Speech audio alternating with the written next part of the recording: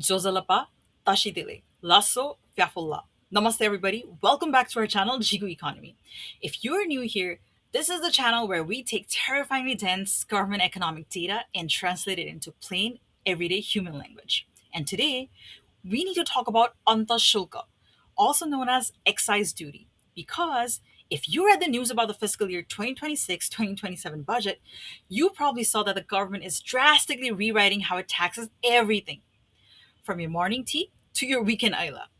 And honestly, in Nepal, Antashulka is basically that one toxic, overly dramatic relative at a family wedding. You didn't really invite them to your table. You actually have no idea how they snuck into the venue. But suddenly they're standing right next to you, poking their nose into your plate and demanding a cut of your food. But before we dive into these numbers, I need to give you a massive Jhigu economy public safety warning. My analysis on these excise changes today is strictly preliminary. Please do not use this video to recalculate your commercial factory pricing, alter your import shipping manifest, or make major business decisions. Why? Because the official finance bill is a massive, incredibly complicated document. Trying to interpret hundreds of pages of technical tariff lines is a huge challenge, and frankly, it's impossible for a single person to understand every single line item perfectly in the first pass. Consider this video a high level strategic map, but remember that the exact legal details can be a moving target.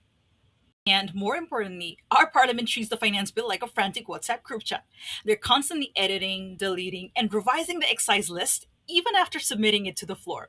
You look at the document on Monday, plastic is exempt. You look at it on Wednesday, plastic is taxed. You look at it on Friday, and they've accidentally levied a luxury tax on cough syrups. They're changing the rules faster than a microbus driver changes lanes in a Jamal traffic. So consider this video a high level strategic map of the data right now. But remember that the government is still actively paving the road while we're driving on it. If a politician swaps a tariff code over a cup of tea tomorrow afternoon, do not come for my Excel sheet. With that out of the way, let's look at how the excise engine actually works. Now, if you ask an economics textbook what an excise duty is supposed to be, it'll tell you that it's a highly specific sin tax. It's a penalizing hammer meant to target limited things that actively harm public health or the environment. Basically, a tax to make you feel guilty for drinking, smoking, or burning fuel. Back in the 2015 High Level Tax System Review Commission report, the experts explicitly begged the government to stick to this exact definition. They wrote, look, only tax a few limited things. Do not touch anything else unless you have a massive mathematically sound justification. But over the years, the system drifted away from that. Whenever the state faced a revenue crunch, the excise tax net expanded massively. They started slapping excise taxes on paints, dog food, and literally kitchen and bathroom items as well. Think about that. A tax originally meant to protect your lungs from tobacco was being charged on a porcelain toilet seat. What was the health hazard there? Did a tax officer have a personal vendetta against indoor plumbing? We must discourage the consumption of the commode. The citizens are getting way too comfortable. Ugh. And the way they managed this tax was pure administrative history. For decades, Nepal used a physical control system. This meant that an actual living government tax inspector had to move into your factory and live there to watch you make stuff. The 2015 report practically screamed that this was a terrible idea, pointing out that these poor inspectors were trying to act like chemists, shopkeepers, and security guards all at once. It killed business speed. And shockingly, having a lonely government official permanently living in your warehouse led to a slight tendency for hands to get greased. But my absolute favorite piece of bureaucratic theater shows up when we look at how our tax tracking was going. It features a hilarious story about beer.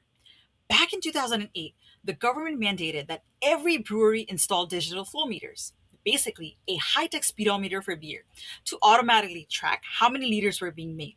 Brilliant, right?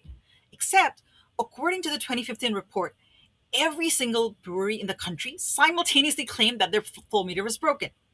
Every single one. Millions of gallons of beer flowing through the country, and the breweries just threw their hands up and said, ugh, what a tragedy. The little spinning wheel broke again.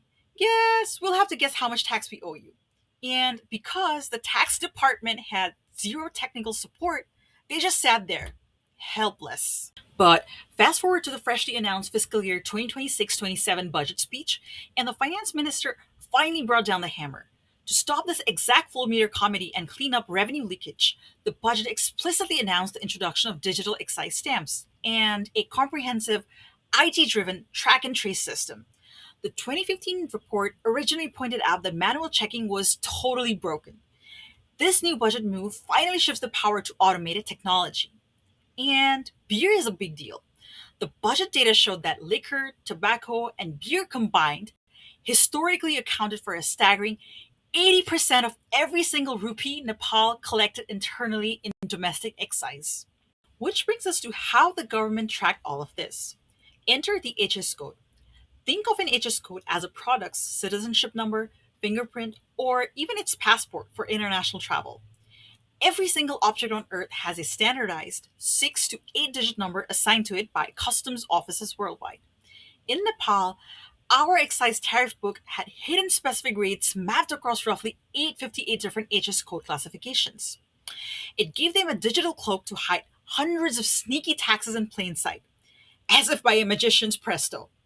Well, that brings us to the fiscal year 2026-2027 national budget speech, where Finance Minister Dr. Sorni Mogli finally walked into the parliament, looked straight at the cameras, and proudly declared that the government was fully removing 360 items from the excise list. The crowd went wild. The headlines the next morning praised the massive tax cuts. It sounded like the state had finally stopped treating your living room floor tiles like a pack of cigarettes. But hold on a second. If you look closely at the actual text of the speech, the minister made it sound like a straightforward, clean list of 360 items. But we didn't just take their word for it. No. We downloaded that massive, soul crushing dense finance bill and we mapped it out line by line right in, that's right, nerds, an only office spreadsheet. The open source spreadsheet software for people who find Microsoft Excel a little too mainstream and exciting. And when we dug into the rows, we caught a piece of political math so magnificent, it would make a consultancy firm blush. Here's what they actually did. The government did remove 373 items from the excise framework. Hooray, lower taxes!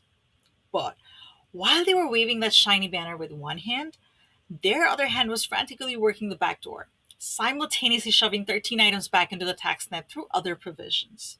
So you do the math yourself.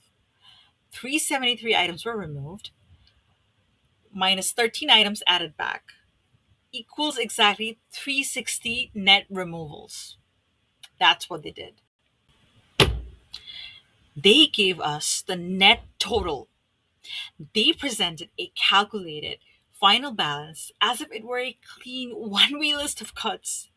It is the political equivalent of proudly announcing to your family, good news, I cut our monthly entertainment budget by 1,000 rupees, while completely omitting the crucial detail that you actually cancel the family Netflix, but then immediately use that exact money to buy premium subscription access to watch live streamed local sports matches. Yes, technically you saved money on paper, but how you got there matters immensely. The story wasn't simply about removing excise duties. It was a calculated net total, a fiscal shell game. And it matters which 13 mystery local sports match items quietly found. Now, a quick disclaimer here. Line items in a finance bill are notoriously difficult to decode. And like I said, I couldn't understand every single line item perfectly. I'm not pointing fingers at anyone or blaming the government if these numbers shift later. This is simply the absolute best a human economist can do by manually sorting through a mountain of raw data. If the official interpretation changes down the line, that is just the nature of complex fiscal policy. But the magic trick doesn't stop there. Let's look at the items that did manage to escape the internal excise net. Only 25 received a clean abolishment.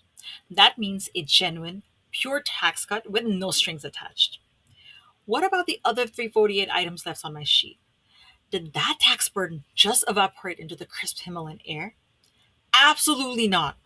The government didn't eliminate the tax, they just gave it a makeover, changed its name, and shifted it right to the border. Let's dive into this in more detail. They took those 348 items, removed them from the internal excise, and elegantly pushed them to the border as import fees. 121 items were given a green tax, Another 212 items were hit with a domestic production, promotion, and protection fee, and 15 items got a clean infrastructure investment fee. It's the absolute peak Garbeti move. It's the political equivalent of your Kathmandu landlord walking down the stairs, knocking on your door, and saying, "Great news, Yachu. Huge relief for you this month. To help your budget, I'm completely abolishing your 200 rupee Melamchi water charge. It's fully gone." But then, before you can even say subeh or thank you, he leans in and says, "However, starting tomorrow, there's a mandatory 200 rupee Himalayan tanker pipeline liquid celebration fee. Also, the gate closes at 9 p.m. sharp. No need to thank me, yeah." But there's a brilliant strategic reason for this tax shifting reality. Both the 2015 report and the 2024 High Level Tax System Reform Advisory Committee report explicitly warned that Nepal was violating the World Trade Organization's national treatment rule by secretly charging lower excise duties on local products than on foreign imports. It was illegal under international trade law. By wiping out the internal excise and moving the tax strictly to the border under the name of domestic production promotion, Nepal has managed to protect its local factories while keeping international trade lawyers completely off their back. And because they saved so much on administrative energy by dumping those messy items, they finally did what the reports have been begging them to do for a decade. They turned around and hiked excise duties on liquor, beer, and tobacco products. So, what is the bottom line? Nepal has completely re engineered its revenue engine. They gave a genuine break to a quarter of everyday goods, legally outmaneuvered international watchdogs, threatened to shut down any brewery playing dumb with their meters, and funded clean infrastructure, all while making your weekend drinks slightly more expensive. It is calculated, it is deceptive, and honestly, as an economist, I have to admit that it is shockingly efficient.